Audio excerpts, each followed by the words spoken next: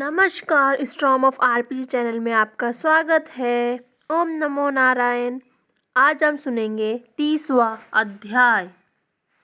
भगवान कृष्ण ने कहा, हे प्रिय, नारद जी के वचन सुनकर महाराज पृथु बड़े विस्मित हुए। अंत में उन्होंने नारद जी का पूजन करके उनको विदा किया। इसलिए माघ, कार्तिक और एकादशी ये 3 व्रत मुझे अत्यधिक प्रिय हैं। वनस्पतियों में तुलसी, महीनों में कार्तिक, तिथियों में एकादशी और क्षेत्रों में श्री कार्तिक मुझे बहुत प्रिय हैं। जो प्राणी जितेंद्रिय होकर इनका सेवन करता है वह यज्ञ करने वाले मनुष्य से भी अधिक प्रिय लगता है।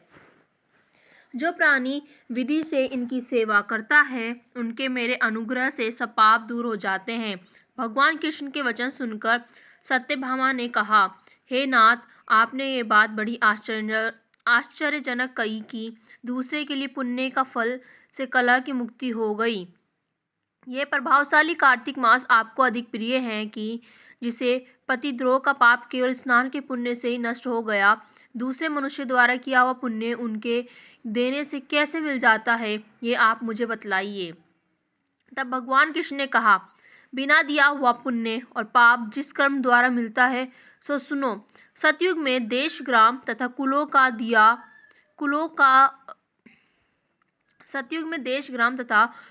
को दिया पुण्य या पाप मिलता था, किंतु कलयुग में केवल कर्ता को ही पाप और पुण्य का फल भोगना पड़ता है।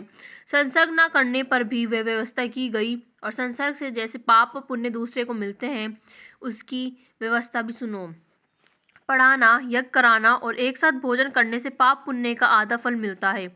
एक आसन पर बैठने तथा सवारी पर चढ़ने से श्वास के आने जाने से पुण्य और पाप का चौथा भाग प्राणी मात्र को मिलता है। स्पर्श करने, भोजन करने से और दूसरे की स्तुति करने से पुण्य और पाप का 6वां भाग मिलता है। दर्शन करने, सुनने और ध्यान करने से मनुष्य को पुण्य और पाप का 10वां अंश मिलता है। दूसरे की निंदा, चुगली और धिक्कार करने से उसका 7वां भाग मिलता है। पुण्य करने वाले मनुष्य की जो कोई सेवा करता है वह सेवा का भाग लेता है और अपना पुण्य उसे देता है। नौकर और शिष्य के अतिरिक्त जो मनुष्य दूसरे से सेवा करवा कर उसे पैसे नहीं देता तो वह सेवक उसके पुण्य का भागी होता है।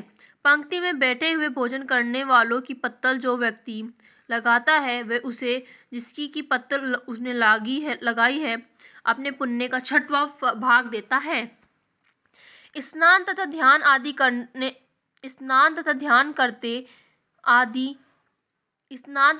आदि करते हुए मनुष्य से जो व्यक्ति बातचीत करता है, उसे स्पर्श करता है, वह अपने पुण्य का 6वां भाग उसे दे डालता है।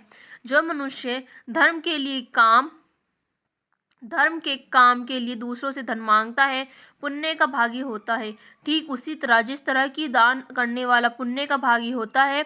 जो मनुष्य धर्म का उपदेश करता है और पश्चात श्रोता से याचना करता है कि वह अपने पुण्य का 6वां भाग उसे देता है।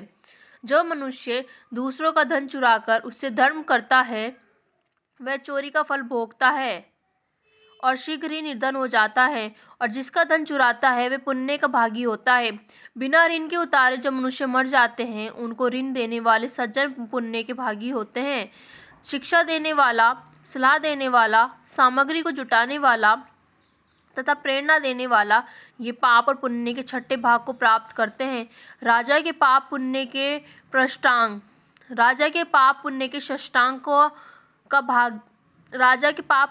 षष्टांग का भोगी होता है गुरु शिष्यों का, पति पत्नी का, पिता पुत्र का, स्त्री पति के लिए पत्नी का, पिता पुत्र का।